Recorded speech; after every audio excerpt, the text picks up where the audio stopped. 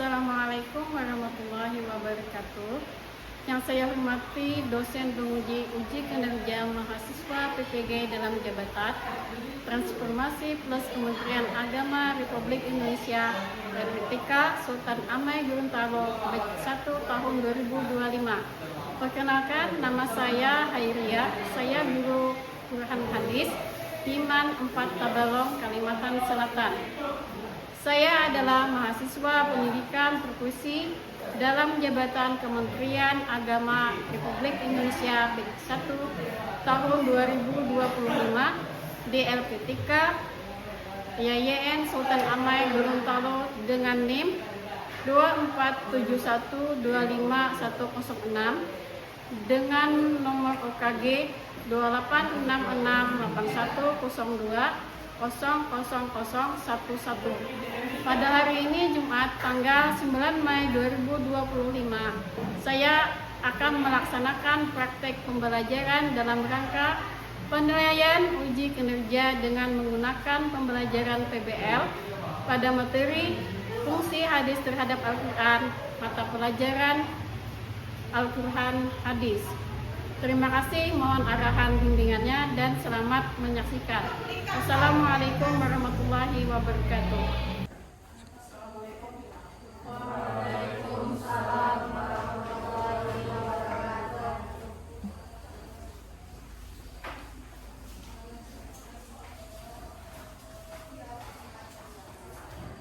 Ibu absen dulu sebelum kita mulai pelajaran. Askia, sudah dia. Najwa Aditya Hafizah, Najwa Arya Azmara, Najwa Aditya, Muhammad Bene, Muhammad Harun Akasir, Muhammad Rizki, Ahmad Sipa, Muhammad Sipa,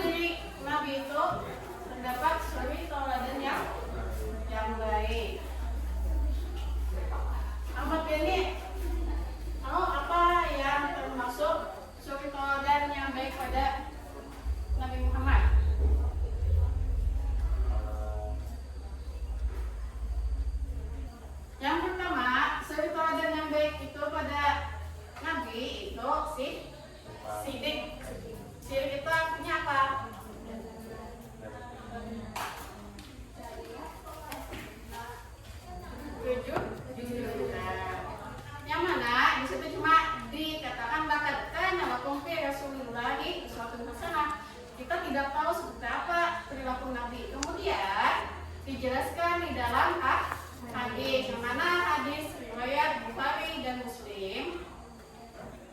Sesungguhnya kejujuran itu membawa kepada kebaikan, dan kebaikan itu akan membawa kita ke surga.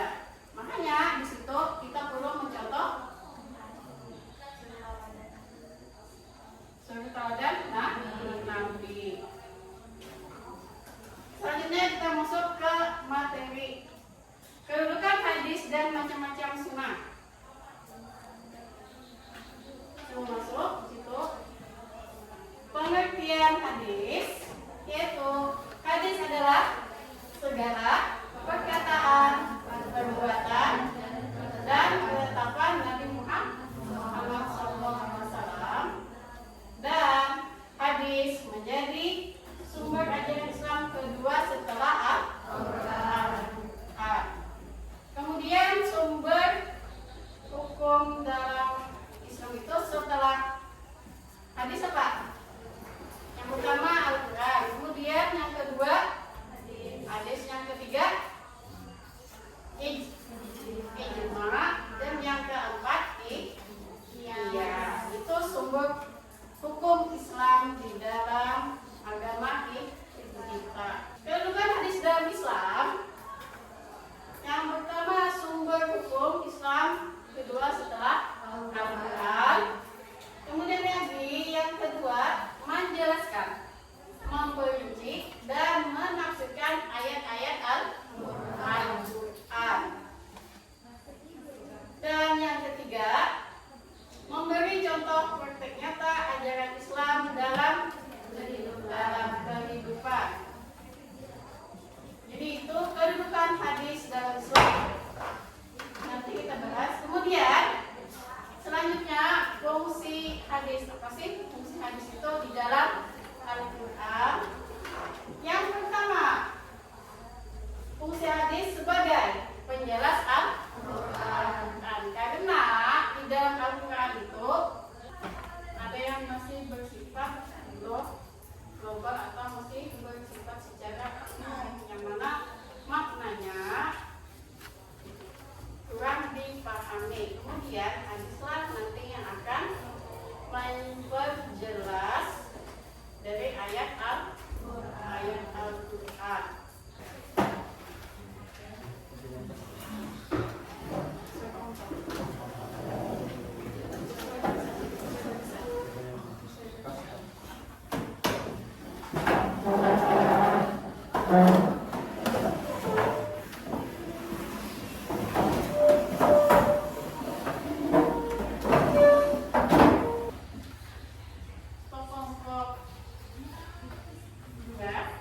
Menurut kalian, apakah boleh memahami Al-Quran hanya dengan terjemahnya saja, tanpa merujuk pada hadis?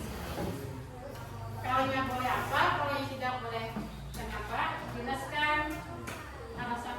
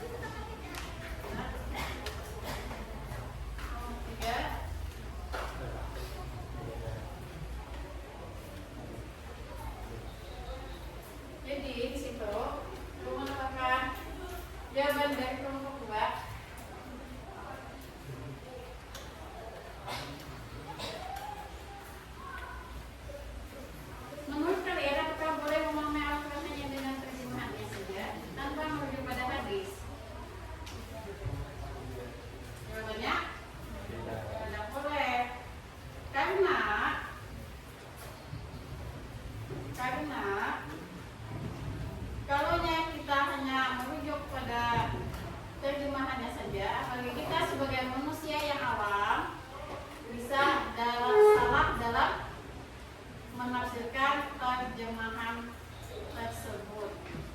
Jadi kita harus merujuk kepada hukum Islam yang kedua, yaitu hadis Nabi, yang mana kita mengambil baik itu dari perkataan Nabi, perbuatan Nabi, maupun ketetapan Nabi. Soalnya juga kalau kita sendiri, ya tadi kita bisa memakai logika kita sendiri tanpa melihat ke hadis-hadis Nabi. Makanya di situ kita tidak boleh menafsirkan ayat Al-Quran itu dengan melihat terjemahannya saja. Karena apalagi zaman sekarang banyak orang yang membuat hadis palsu. Hadis itu ada terbagi berapa? Ada 2 atau 3? Ada 3. Hadis sahih, hadis hasan, dan hadis dhaif. Akan salam apabila bertemu. Lagi satu, mengalih sesuatu dengan sebelah kanan. Dia makan minum dengan sebelah kanan. Kalau laki-lakinya ke masjid apa? Yang sunah Ahmadi, yang laki-laki. Namanya mengajung bantal, memakai wangian. Selain itu apa lagi yang sunah Ahmadi? Ini hari Jumat. Jalan ke ramai kerja. Selain itu apa lagi? Nah, bersiap itu juga termasuk sunnah Nabi. Kemudian apa lagi? Dia memakai wangi sunnah Nabi, ya kan sudah sunnah Nabi. Dan sunnah Nabi memotong kuku di hari Jumat. Tentunya pada laki-lakinya. Paham di situ? Tapi sunnah adalah lebih cinta kepada Nabi kita dan beriman kepada Allah. Artinya, bila kita beriman kepada Allah, berarti bila kita beriman kepada Nabi kita. Kita harus berbarengan antara Al-Quran dan hadis juga. Kalau ini sudah paham, silakan kalian kerjakan dulu tugas di halaman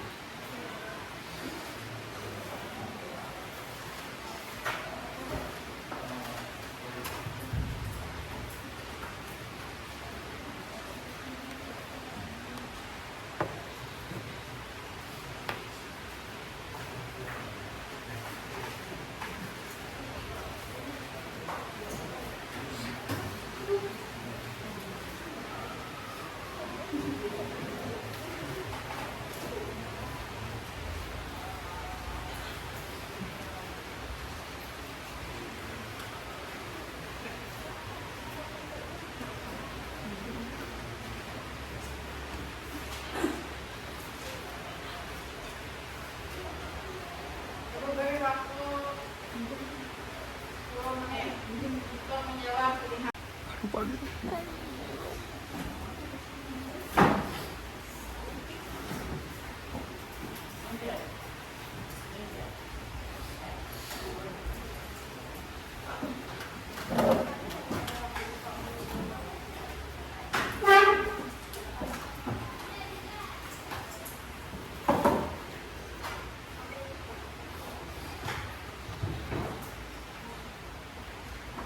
Sebelum ibu untuk mengajarkan ini, kata-kata untuk kalian, salah satu keajaiban Al-Quran adalah kalau kita bisa mengubah isinya, atau isinya mampu mengubah hidupnya. Terus itu maksudnya